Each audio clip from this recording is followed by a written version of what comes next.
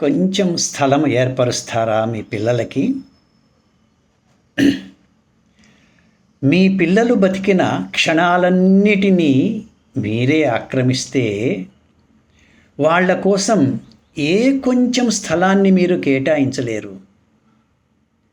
నీ గుండా వాళ్ళ మీద మీ ఒత్తిడి ఉంటే వాళ్ళు కూలబడిపోతారు. కుప్పలుగా వస్తువుల్ని వాళ్ళ మీద కుమ్మరిస్తే వాళ్ళ హృదయాలు స్వార్థంతో కుంచుకుపోతాయి. నిరంతరం వాళ్ళని సంతృప్తిపరచాలనుకోవటంలో నీకు నీవు బందీవవుతావు. నాన్నగా అమ్మగా మిగలవు. మీ పిల్లలు బతికిన క్షణాలన్నీ మీరే ఆక్రమిస్తే వాళ్ళ కోసం ఏ కొంచెం స్థలాన్ని మీరు కేటాయించలేరు.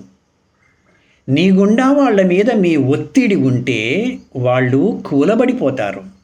కుప్పలుగా వస్తువులన్నీ వాళ్ళ మీద కుమ్మరిస్తే వాళ్ళ హృదయాలు స్వార్థంతో కుంచుకుపోతాయి.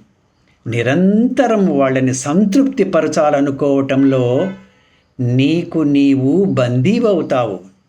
నాన్నగా అమ్మగా మిగలవు.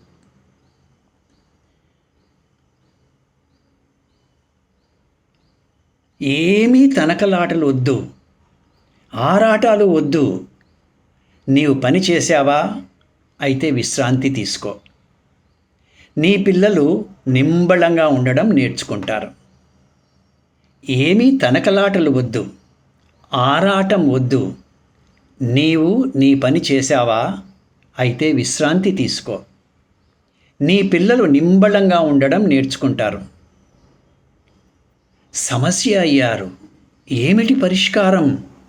అలా ఉన్నారా? మీ పిల్లలు లేదా ప్రేమించగలిగిన వాళ్ళుగా ఉన్నారా? ప్రస్తుత సమస్యల గురించి వాళ్ళతో ప్రమేయం ఉండనివ్వు. నీ ఆందోళన నుంచి విముక్తంగా ఉండు.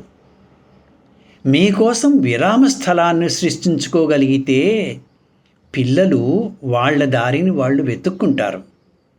మీకోసం మీరు మీ విరామ స్థలాన్ని సృష్టించుకోగలిగితే పిల్లలు వాళ్ళ దారిని వాళ్ళు వెతుక్కుంటారు. మీ ఆశల్ని కాదు, మీ ప్రేమని మనసు నిండా నింపుకుంటారు.